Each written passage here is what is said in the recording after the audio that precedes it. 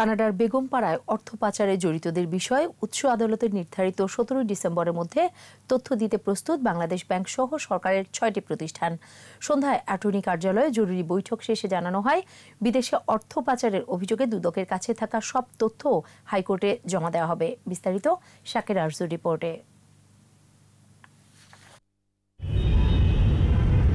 সাম্প্রতিক সময়ে সবচেয়ে আলোচিত বিষয় অর্থ পাচার। গেল 22 নভেম্বর হাইকোর্ট এক সুমোটো আদেশে কানাডায় বেগমপাড়ায় অর্থ পাচারকারীদের তালিকা দাখিলের নির্দেশ দেন। 17 ডিসেম্বরের মধ্যে তালিকা দেওয়ার নির্দেশ দেন আদালত। তবে বিএফআইও হাইকোর্টকে জানায়, আন্তর্জাতিক সংস্থাগুলোর সাথে চুক্তি অনুযায়ী আপাতত কোনো তালিকা দেওয়া সম্ভব নয়।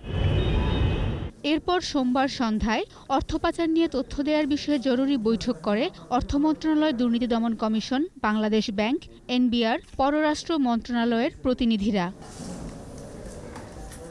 বৈঠক শেষে অ্যাটর্নি জেনারেল জানান, উচ্চ আদালতে নির্ধারিত 17 ডিসেম্বরের মধ্যেই তথ্য দিতে প্রস্তুত বাংলাদেশ ব্যাংক সহ 6টি প্রতিষ্ঠান। মানি লন্ডারিং সম্পর্কিত একটা বিষয়ে যে কী কী পদক্ষেপ নেওয়া জানানোর জন্য তো এখানে বিভিন্ন রেসপন্ডেন্ট আছেন, ওনাদের প্রত্যেকের বক্তব্য আছে। তো আমরা সবাই একসাথে বসে এটা ঠিক করলাম যে ওনাদের বক্তব্যগুলো আমাদেরকে দিলেন, আমরা এটা এখন এফিডেভিট করে কোর্টে জমা দিব। এদিকে বিদেশে অর্থ পাচারের অভিযোগের সব তথ্য আদালতে জমা দিবে বলে জানান দুদকের আইনজীবী। সার্বিক দুর্নীতি দমন কমিশনের মানি লন্ডারিংয়ের সর্বশেষ অবস্থান, বিদেশে টাকা পাচার সংক্রান্ত আমরা আমাদের রিপোর্টে কমিশন থেকে যেটা পেয়েছি সেটাই আমরা কমপ্লায়েন্স আকারে আগামী বৃহস্পতিবার আদালতে দাখিল করব। এদিকে বিদেশে অর্থ পাচারের অভিযোগে সব তথ্য আদালতে জমা দিবে বলে জানান দুদকের আইনজীবী।